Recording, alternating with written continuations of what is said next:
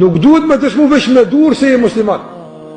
Dhe nuk duhet me dëshmu veç me gjuhë se je musliman, por duhet me dëshmu edhe me zemër se je musliman.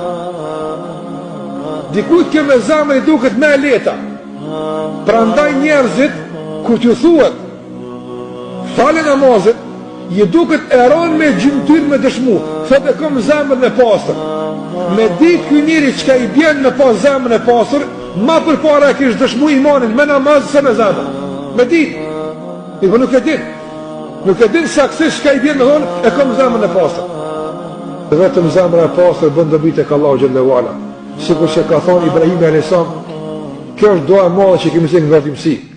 Wala tukhzini yawma yub'athun. O Zot i madhëshëm, mos më poshtna ditën e ringjalljes. Ka thonë kështu të kush? Ibrahimi alayhis salam, ai që ka qenë i gatshëm djalin me e prej për Allahun azza xal.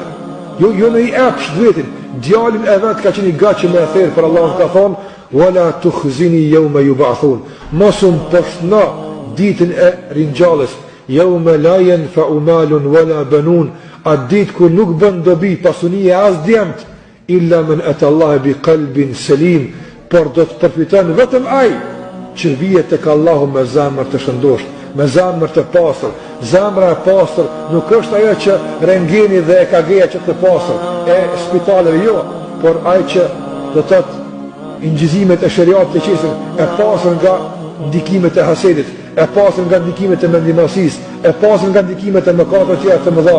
Kur kështu e kemi zemrën, atëherë bëhu i gatshëm çdo moment të takosh Allahun xhalla xhelaluhu dhe je padyshim nga ata që Allah ka më nderuar. Përndryshe nuk përjashtohemi nga ky poshtrim dhe nënçmim që plot nga njerëzit kanë me përjetu ditën e gjykimit.